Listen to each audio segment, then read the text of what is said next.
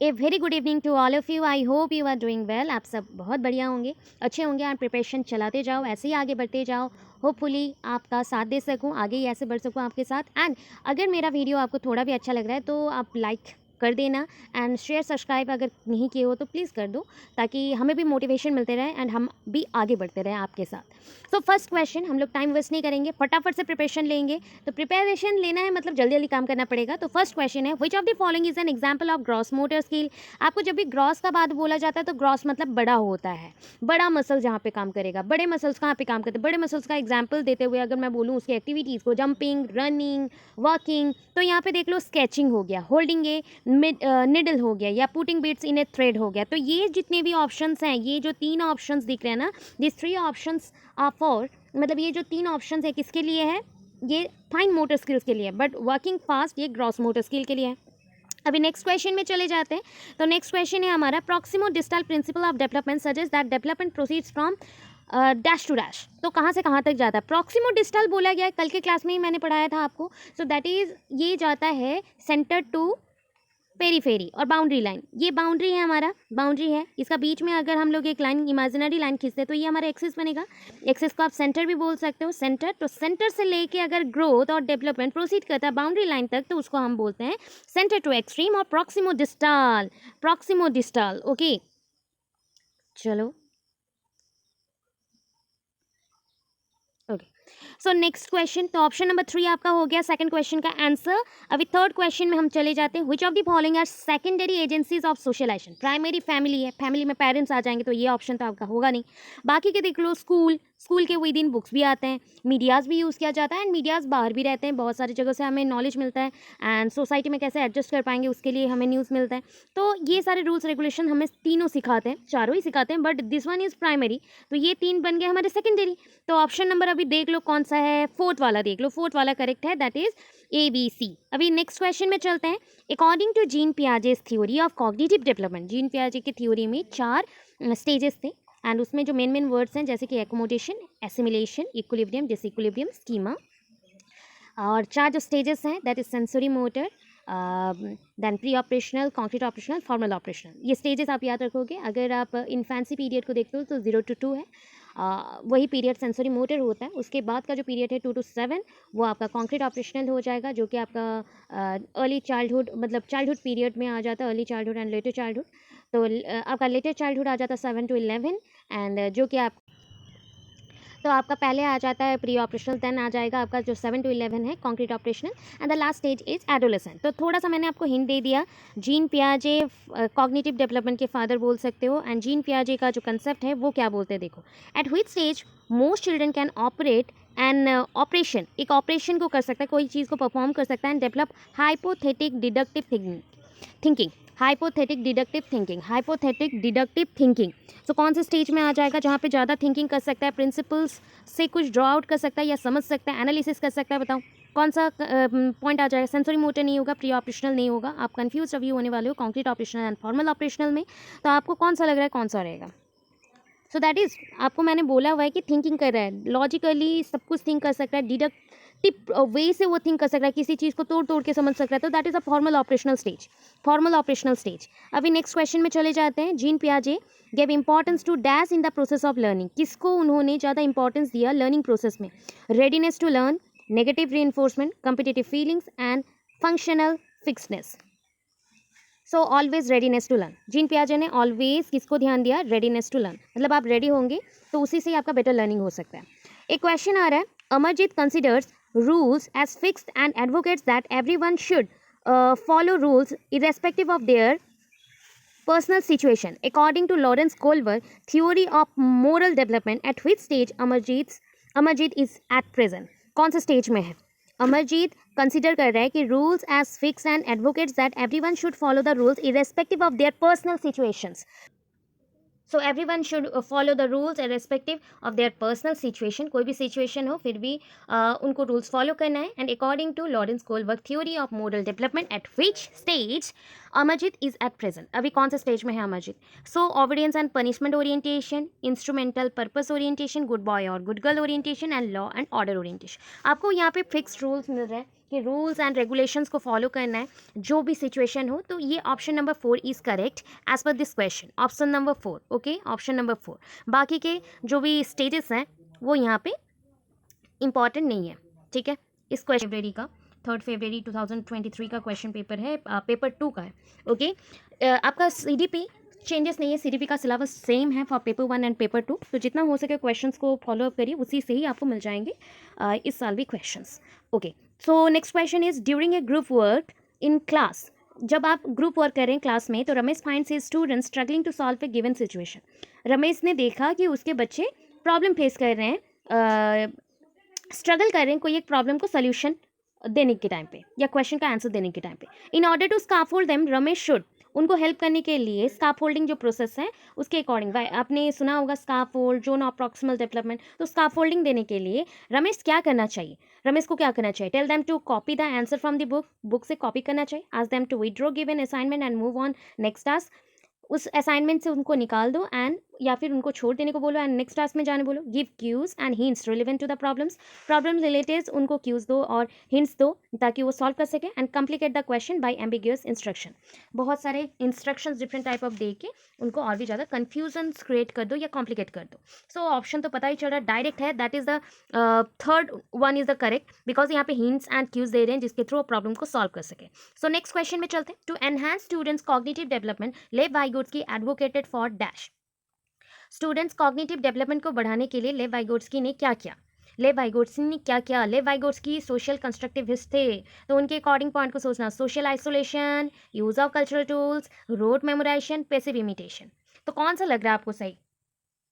तो मैं बता दूं, यहाँ पे तीनों ना नेगेटिव है। देखो, सोशल आइसोलेशन, सोशल इंट्रैक्शन बोलता है तो पॉजिटिव आ जाता है, ये आंसर बन जाता है, बट आइसोलेशन मतलब सेपरेशन, सोसाइटी से अलग रखना। रोड मेमोरेशन हो ही नहीं सकता, रोड मेमोरेशन खुद में एक नेगेटिव टैग पॉइंट्स हैं या टैग वर्ड्स हैं। पैसिव इमिटेशन, जहाँ पे वर्ड आ गया पैसिव, बच्चा एक्टिव नहीं है, दैट मीन्स वो नेगेटिव है। यूज ऑफ कल्चरल टूल्स, देखो कल्चर्स को यूज करेंगे तो बहुत कुछ सीखेंगे, सो दैट ये आपका इंपॉर्टेंट आंसर है या फिर राइट आंसर है, ये तीनों नहीं। Next, progressive education places dash at the center of teaching learning process. Progressive education मैंने आपको पढ़ाया हुआ है, सो उसके अकॉर्डिंग आप सुन लेना, या फिर प्रोग्रेसिव एजुकेशन का एक वीडियो भी होगा, सर्च करके देख सकते हो, बहुत इंपॉर्टेंट है, देख लेना, आपको बहुत कुछ आइडिया मिलेगा एंड उसके थ्रू अगर पढ़ते जाओगे तो आपको ये कन्फ्यूजन नहीं होगा। तो progressive education places dash at the centre of teaching learning process, किसको उन्होंने सेंटर में रखा हुआ है? दैट इज स्टूडेंट्स, आंख बंद करके आप मार सकते हो, that is students. Parents teachers exams नहीं, students. Okay, next question. Ahmed wants to become a psychotherapist or counselor. As per Howard Gardner's theory of multiple intelligence, his teachers should provide opportunities to enhance his dash intelligence. देखो, अहमद क्या बनना चाहता है? Psychotherapist और counsellor बनना चाहता है। तो हार्वर्ड गार्डनर के मल्टीपल जो इंटेलिजेंस थ्योरी है उनके अकॉर्डिंग हिज टीचर, उनके जो टीचर्स हैं, क्या कौन से अपॉर्चुनिटीज़ प्रोवाइड करना चाहते हैं या फिर किस टाइप का अपॉर्चुनिटीज़ प्रोवाइड करेंगे उसमें ताकि वो साइकोथेरापिस्ट बन सके। तो कौन सा इंटेलिजेंस का उसका डेवलपमेंट होगा, किस टाइप का अपॉर्चुनिटीज़ देंगे? तो वो हो गया प्रोग्रेसिव अपॉर्चुनिटीज़ देंगे एंड जहाँ पे वो उसको फैसिलेशन मिल सके, वो तो हो गया। अभी बोल रहा है कि अपॉर्चुनिटीज़ देने से कौन से टाइप का इंटेलिजेंस का डेवलपमेंट होगा? Spatial, musical, naturalistic, interpersonal. That is, आपको कन्फ्यूज़न होता होगा कि मैम आप स्पेशल बोलोगे, बट स्पेशल नहीं होगा, बिल्कुल भी नहीं होगा special.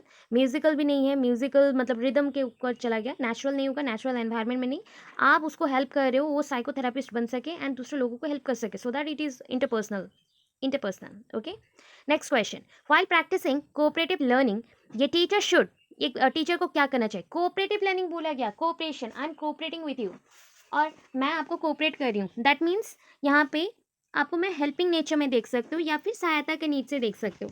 So make same ability based group, instruct student to follow only prescribe procedure, restrict use of discussion and debates, make group of diverse learners. देखो, एक चीज़ बोला गया, कोऑपरेटिव लर्निंग बोला गया। आप कोऑपरेशन कब करते हो? जब आपको डिफरेंट ग्रुप से रखा जाता है एंड डिफरेंट एबिलिटीज़ के साथ आप हो, दो डिफरेंट एबिलिटीज़, ए के पास ये वाला एबिलिटीज़ है, बी के पास ये एबिलिटीज़ हैं एंड उनको मैंने ग्रुप कर दिया सो दैट उनको जो बेनिफिट्स मिलेंगे उससे दोनों का ही कुछ ना कुछ हेल्प हो जाएगा। या फिर अगर किसी का हेल्प भी होता है तो उसको क्यों हेल्प हुआ? बिकॉज अगर ए को हेल्प होता है तो बी के कैरेक्टर्स वहाँ पे इन्वॉल्व हो रहे हैं और इन्फ्यूज हो रहे हैं और उससे कुछ वो कैरेक्टर सीख रहा है, सो दैट यहाँ पे डाइवर्स जो पॉइंट है वो बहुत इंपॉर्टेंट है, make groups of diverse learners. Next, in a classroom discussion on cricket, cricket के ऊपर हम लोग क्लासरूम डिस्कशन करें। ये teacher is giving more chances to boys than girls, boys को ज़्यादा चांस दे रहा है टीचर गर्ल्स के according. By doing so he is dash, वो क्या कर रहा है, ऐसे करके वो क्या कर रहा है, कंबेटिंग स्टेरियोटाइप थ्रेट, वो स्टेरियोटाइप्स के थ्रेट को बढ़ा रहा है, प्रैक्टिसिंग जेंडर बायस, वो जेंडर डिफ्रेंशिएशन कर रहा है या फिर बायसनेस को दिखा रहा है, उसी को प्रैक्टिस कर रहा है। एंश्योरिंग जेंडर इक्वालिटी तो यहाँ पे नहीं हो रहे, एंड ब्रेकिंग जेंडर स्टेरियोटाइप ये भी नहीं हो रहे। तो पहले ही तो दो कट गए, ये दोनों नहीं होने वाले। अभी बोलो एक और दो में कौन सा हो जाएगा। सो ये हो जाएगा प्रैक्टिसिंग जेंडर बायस। वो हमेशा बात क्या कर रहे हैं, किसको अपॉर्चुनिटीज दे रहा है या फिर किसको ज़्यादा हेल्प कर रहा है, ऐसा अगर मेंशन हो तो वहाँ पे बायसनेस को वो ज़्यादा प्रमोट कर रहा है। 13 नंबर क्वेश्चन में आ जाते हैं, that is in A class of diverse learners. एक डाइवर्स मतलब मल्टीलिंगुअलिज्म तो है ही, ठीक है, मल्टीपल सोसाइटी से बच्चे आए हुए हैं और बहुत कुछ सीखेंगे एक दूसरे से। ओके, डाइवर्स लर्नर्स हैं। ए टीचर शुड, एक टीचर को क्या करना चाहिए, उचित होगा। Group student based on their performance in the exams, बच्चों को ग्रुप में डिवाइड कर दो, उनके परफॉर्मेंस जो भी एग्जाम में परफॉर्म करे उसके बेसिस पे।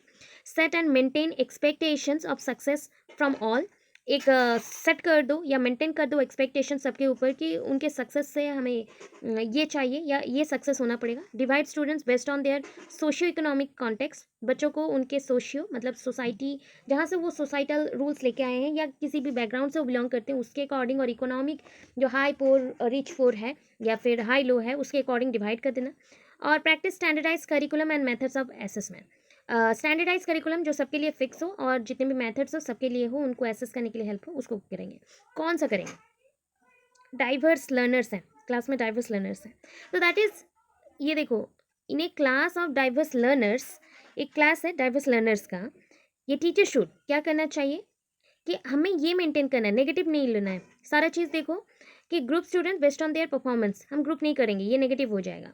डिवाइड भी नहीं करना है, एंड एक स्टैंडर्डाइज बेस पे करिकुलम को फिक्स नहीं करना है, फिक्स हो गया तो रिजीट हो जाएगा। तो ऑप्शन नंबर 2 इज करेक्ट, कहीं पे हम सेट करें, मेंटेन करें कुछ एक्सपेक्टेशन को सबके लिए, ठीक है, कि सक्सेस सबको मिलना चाहिए, सक्सेस वर्ड लिखा है, सक्सेस सबको मिलना चाहिए, तो ये हो गया पॉजिटिविटी।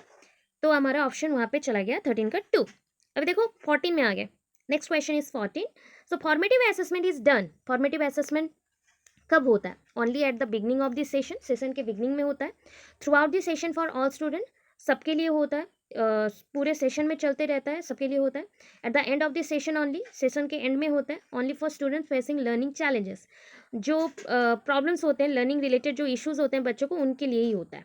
कौन सा होगा, बिगनिंग में नहीं होगा, ठीक है। At the end of the session ये सबमेटिव असेसमेंट है, अगर ये बोला गया तो ये रिमीडियल हो जाएगा, डायग्नोस्टिक और रिमीडियल हो जाएगा, तो दिस वन इज करेक्ट 14 का 2, ठीक है, थ्रू आउट चलता है।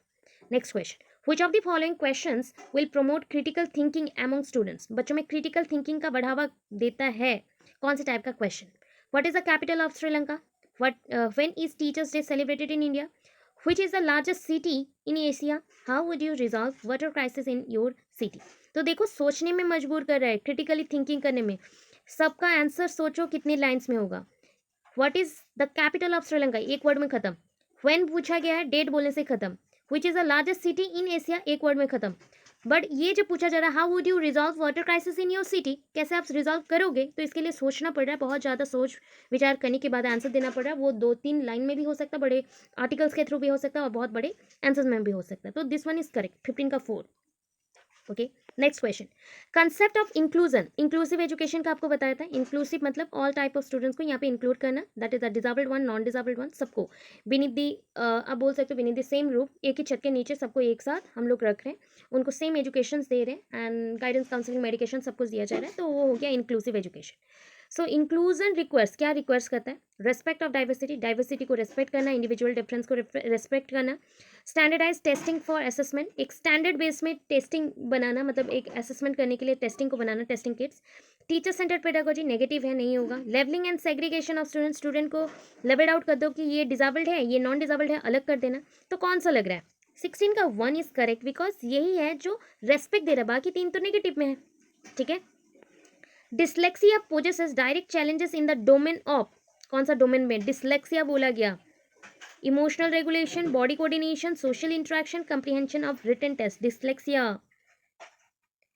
बोलो, डिसलेक्सिया। ओके, ये लर्निंग डिफिकल्टी है, लर्निंग डिफिकल्टी है तो लर्निंग से रिलेटेड में चले जाओ, that is the comprehension of written text. Written text को अगर समझाना होता तो लर्निंग ही करना पड़ेगा ना, लर्निंग करना पड़ेगा। सो दैट ये हो गया आपका right answer, fourth one. Okay, चलो नेक्स्ट क्वेश्चन में चले जाते हैं हम। While students with autism faces several challenges in the certain domain, they have strength which can be utilized by the teacher in teaching learning process. जब भी आप काम कर रहे हो बच्चों के साथ जो कि ऑटिज्म फेस कर रहे हैं, बहुत सारे चैलेंजेस वो फेस कर रहे हैं बहुत सारे डोमेन्स में, so they have strength, dash strength मतलब डैश बोला गया, स्ट्रेंथ ऑफ डैश, तो which can be utilise by the teacher, जो कि टीचर बिहेव मतलब टीचर यूज़ करेंगे बाय द टीचिंग प्रोसेस, और बाय द टीचर वो यूज़ होगा in the teaching learning process. तो कौन सा आ जाएगा? To pay attention for minute details, छोटे से छोटे चीज़ों के ऊपर अटेंशन देना। Social communication, expressing themselves without hesitation in front of large group, उनको एक्सप्रेस कर देना कोई बिना कुछ सोचे समझे लार्ज ग्रुप के सामने। Of easily adjusting to frequent changes in schedule, schedule में कुछ एडजस्टमेंट करके चेंजेस करना। सो 18 का आंसर है ऑप्शन नंबर 1, अटेंशन देना। ऑटिज्म में बच्चों को छोटे से छोटे पॉइंट पे अटेंशन देना बहुत जरूरी होता है, बाकी तीनों का नेगेटिव इम्पैक्ट आता है। Which of the following modes should be avoided while teaching students with visual impairment, तो विजुअल इम्पेयरमेंट के साथ काम कर रहे हैं, सो कौन सा अवॉइड करना पड़ेगा? अवॉइड बोला गया, ठीक है, इसको मार्किंग कर लो पहले, उसके बाद verbally explaining the content written on the board, board में जो लिखा गया है, वर्बली जो बोल रहे हो मतलब वर्बली आप एक्सप्लेन कर रहे हो जो बोर्ड में लिखा गया है। प्रोवाइडिंग टेक्टाइल मैप्स प्रोवाइड करना। Allowing use of assistive device, बहुत सारे डिवाइस को यूज़ करना जो हेल्प हो। Using written test to assess learning, उनके लिए रिटन टेस्ट करना, रिटन टेस्ट हम कर ही नहीं सकते उनके लिए। So this one is correct for this question. Then which of the following is not a characteristic of students with giftedness, जो बच्चे गिफ्टेडनेस से बिलोंग करते हैं या गिफ्टेडनेस है, गिफ्टेड चाइल्ड जिनको बोला जाता है, उनमें कौन सा कैरेक्टर नहीं है? Above average intelligence level, higher order of problem solving skill, high motivation to master skill, slow in process of information. Again बोल रही हूँ, एवरेज लेवल से ऑलवेज आगे रहते हैं, वे तो 140 प्लस भी रहते हैं। एंड प्रॉब्लम सॉल्विंग करने के लिए higher order problem solving skill उनके पास है। हाई मोटिवेशन भी चाहिए कोई चीज़ों को सीखने के लिए, उनके पास ऑलरेडी है भी, बट प्रोसेसिंग इन्फॉर्मेशन स्लो होता है, ये रॉन्ग है क्योंकि उनका प्रोसेसिंग बहुत फास्ट होता है। तो this one is correct as per this question, क्योंकि यहाँ पे नॉट मेंशन है, दिस वन इज करेक्ट। ये teacher should motivate students to form dash view of ability and should consider learning as dash process. एक teacher को बच्चों को motivate करना चाहिए कौन से व्यू के लिए, कौन सा एबिलिटी आएगा कौन से व्यू के लिए, एंड लर्निंग को क्या प्रोसेस माना गया है। देखो, incremental and active entity and passive, incremental and passive entity and active. ये तो पहला चीज़ बोल दूं कि लर्निंग को ऑलवेज बच्चों के अपर लिमिट्स को पाने के लिए किया जाता है, मतलब आगे बढ़ने के लिए, तो ये इंक्रीमेंटल एंड एक्टिव होगा। ऑलवेज स्टूडेंट्स भी एक्टिव रहेंगे, लर्निंग भी एक्टिव होगा। Students are likely to experience dash when the activity is not valued by them. देखो, स्टूडेंट्स क्या एक्सपीरियंस करेंगे जब उनके एक्टिविटी को कोई वैल्यू नहीं देता? Curiosity, excitement, joy, boredom, that is last one. इसमें और कुछ सोचने का जरूरत नहीं है, ये तीनों देखो, क्यूरियोसिटी, एक्साइटमेंट, जॉय, ये पॉजिटिव इमोशंस पे जा रहे हैं, ये नेगेटिव है, तो this one is a correct answer, this one is correct answer. ये तीनों नहीं होंगे, बाकी fourth one is the correct answer. 23rd में चले जाते हैं। रीचा, ये school teacher, wants to promote conceptual understanding among her student. Richa एक स्कूल टीचर हैं जो कि चाहते हैं उनके बच्चों में वो प्रमोट कर सकें कंसेप्चुअल अंडरस्टैंडिंग को उनके बच्चों के अंदर। So to do so she could, उसके लिए वो जो करना चाहते हैं उसके लिए क्या होगा, देखिए क्या करना चाहिए। Ask students to solve question in prescribe manner only, जो भी उनको बच्चों को उन्होंने इंस्ट्रक्शन दिया उसके अकॉर्डिंग ही क्वेश्चन को सॉल्व करने के लिए बोला जाए। Focus on procedural knowledge and metacognitive skill, उनके procedural knowledge and metacognitive skill पे ध्यान देना। Emphasis on rote memorisation, rote memorisation पे ध्यान देना। और discourage students to establish connection between sub concepts. Discourage बोला गया, नेगेटिव आ गया कि दोनों कंसेप्ट्स के अंदर जो छोटे छोटे कंसेप्ट्स होते हैं, जैसे कि एक कंसेप्ट है उसका छोटा पार्ट ये है, तो दोनों के अंदर हम स्टूडेंट्स को डिस्करेज करेंगे कि इसका कनेक्शंस को मत पढ़ो। सो कौन सा पॉजिटिव दिख रहा है? तो देखो, फर्स्ट, थर्ड और फोर्थ तो नहीं होगा, थर्ड और फोर्थ नहीं होगा। सो बच्चों को जितना बोला गया उतना करें, सॉल्व करें उसी मैंने पे, नहीं ये भी नेगेटिव है। सो ये 3 नेगेटिव है, ये पॉजिटिव है, तो ये हमारा आंसर है आज का। चलो next question. Which of the following characterizes, ये socio constructivist classroom, socio constructivist classroom बोला गया है, teacher inculcating competition oriented attitude among students, बच्चों में कंपिटेटिव माइंड को उसी ओरिएंटेड पॉइंट्स को इनकलकेट करना टीचर्स के द्वारा। An environment conducive for discovery learning, एक ऐसा एनवायरनमेंट क्रिएट करो जो डिस्कवरी लर्निंग के लिए प्रमोट करे। Pedagogy geared to focus on rote memorisation, जो पेडागोजी आपने मेंशन किया है उसको ऐसा बनाना है जो गियर्ड अप करे कि आप मेमोराइजेशन पे ध्यान दें, रोड मेमोराइजेशन पे। Curriculum which is standardise and doesn't consider cultural difference, ऐसा करिकुलम ढूंढो जो कि स्टैंडर्ड बेस्ड हो एंड सबके लिए सेम हो, मतलब वो कल्चरल डिफरेंस को ना देखे। बट ये बोला गया सोशियो कंस्ट्रक्टिविस्ट क्लासरूम है, तो क्या करना है? सो मेरे अकॉर्डिंग 24 का 2 होना चाहिए करेक्ट आंसर, बिकॉज 3 नेगेटिव है, बाकी 3 नेगेटिव है।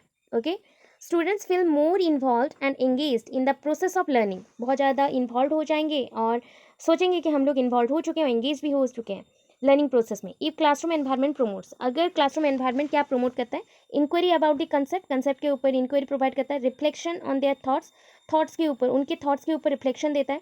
Passive imitation of the teacher, teacher का पैसिव इमिटेशन और mere reproduction of knowledge, reproduction क्या करेगा? नॉलेज का करेगा। तो कौन सा होना चाहिए? That is inquiry and reflection.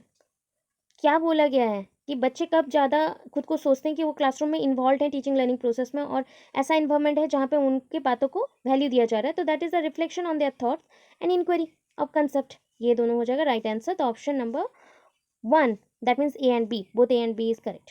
ठीक है, 26 में आ जाते हैं। To facilitate students learning a teacher should conduct activities which are dash.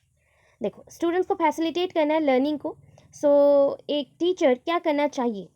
कुछ एक्टिविटीज़ को कंडक्ट करने के लिए क्या करना चाहिए, या फिर कौन से एक्टिविटीज़ होने चाहिए relevant to their everyday life, जो उनके हर एक दिन दैनंदिन जीवन के साथ जुड़ा हुआ है। Mechanical and require passive listening, mechanical है मैकेनिज्म के थ्रू सीखना, और पैसिव लिसनिंग करके सुन के सीखना।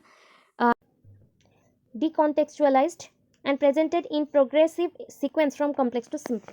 कॉम्प्लेक्स टू सिंपल तक हम नहीं जाते हैं भाई, सिंपल टू कॉम्प्लेक्स हो जाता था। डिकॉन्टेक्चुअलाइज्ड मतलब हो गया कॉन्टेक्स्ट से बाहर पढ़ना। बच्चों को लर्निंग प्रोवाइड करना है, ऐसा एनवायरनमेंट, ऐसा एक्टिविटीज़ देंगे जो बच्चे सीखेंगे। सो यहाँ पे ऑप्शन नंबर 1 हो जाएगा करेक्ट, जो ऐसा कुछ एक्टिविटीज़ देंगे जो उनके डे टू डे लाइफ में यूज़ होता हो या लगता हो, तो ये होगा करेक्ट आंसर। नेक्स्ट क्वेश्चन पे चलते हैं, दैट इज, और 4 क्वेश्चन है। Development of critical thinking in students can be facilitated by emphasising on dash. बच्चों में क्रिटिकल थिंकिंग को बढ़ाना है तो उसके लिए कौन सा चीज़ है जो फैसिलिटेट करेगा, या फिर कौन सी चीज़ पे ध्यान देना चाहिए? Application of learning in varied context, apply करेंगे कि लर्निंग का डिफरेंट टाइप ऑफ कॉन्टेक्स्ट को पढ़े। Competition to finish the task at earliest rather than understanding it, सिर्फ कंपटीशन लगाओ कि टास्क को कंप्लीट करना है, उसको समझना नहीं है। Mere summarization of notes, notes को समराइज करना है जो कि टीचर्स ने दिया है। Rote memorization of content and passive imitation of teachers, teachers यहाँ पे पैसिव इमिटेशन करेगा, मतलब टीचर ने जो भी पढ़ाया उसके थ्रू बच्चे पैसिव इमिटेशन करेंगे, एक्टिव नहीं रहेंगे, टीचर एक्टिव है, रोड मेमोराइजेशन करेंगे कंटेंट को। तो क्रिटिकल थिंकिंग बोला गया है, क्रिटिकल थिंकिंग बोला गया है, ठीक है, क्रिटिकल थिंकिंग बोला गया है। तो application of learning in varied context, जो आपने सीखा है उसको डिफरेंट एरियाज में यूज़ करना, बस इतना ही करेक्ट है फर्स्ट वाला। Pace of learning is dash, learning का जो रिदम होता है वो कैसा होता है? Dependent solely on personal factor, ये सिर्फ पर्सनल फैक्टर पे डिपेंडेंट है। Dependent solely on environmental factor, environmental factors के ऊपर डिपेंडेंट है। और independent of both personal environmental factor, dependent on both. कौन सा होना चाहिए? तो ये आपको पता है कि डेवलपमेंट हो, प्रोसेस ऑफ लर्निंग हो, या पेस ऑफ लर्निंग हो, सबके लिए क्या है? That is interaction between personal and environmental. Personal जब भी आ गया तो ये हो गया पर्सनल, बोला गया ना, पर्सनल बोल दिया गया तो it is related to heredity, heredity हो जाएगा, हेरिडिटी बन जाएगा। एंड एनवायरमेंट तो एनवायरमेंट ही है, तो नेचर एंड नर्चर, ठीक है, नेचर एंड नर्चर, तो बोथ होना चाहिए, तो last one is correct. Next, alternative conceptions of students, क्या होगा alternative conceptions? Should be discourage by the ignoring them, उनको इग्नोर कर देना, उनको डिस्करेज करके। Are not related to their experiences, उनके एक्सपीरियंस से जुड़ा नहीं है। Are always extremely erroneous and represents irrational thinking process, always बच्चे को एरोनियस मतलब जो भी वो सीख रहा है वो उसमें गलती रहेगा और इरेशनल थिंकिंग करेगा। Illustrates their naive theories constructed in the process of meaning making, जब भी मीनिंग मेकिंग को समझ रहे हैं उसके बेस से समझना इंपॉर्टेंट है, उसी को इलास्ट्रेट करना। So which one is correct? Alternative conception of student बोला गया ना, कैसे समझ रहे हो? तो ये ऑप्शन नंबर 4 हो जाएगा राइट, ठीक है, option number 4। Then last one, while teaching ये कंसेप्ट, जब कंसेप्ट आप पढ़ा रहे हो, it is important to avoid, क्या अवॉइड करना है, important, making connection among different aspects of the concept, concept के अंदर डिफरेंट पॉइंट्स के अंदर कनेक्शन क्रिएट करना, highlighting cause effects, cause effect relation, highlight करना कि कॉज क्या है और इफेक्ट क्या है रिलेशंस का, given non exemplars related to concepts, concept से जुड़ा हुआ कुछ नॉन एग्जाम्पलर्स को रखोगे, presenting the content of concept, disconnected chunks of information, content को, जो कंसेप्ट का कंटेंट है उसको प्रेजेंट करना जो कि डिस्कनेक्टेड चंक से जुड़ा हुआ है एक दूसरे के साथ, मतलब चंक्स में ही इंफॉर्मेशन है एक दूसरे के साथ जुड़ा हुआ है.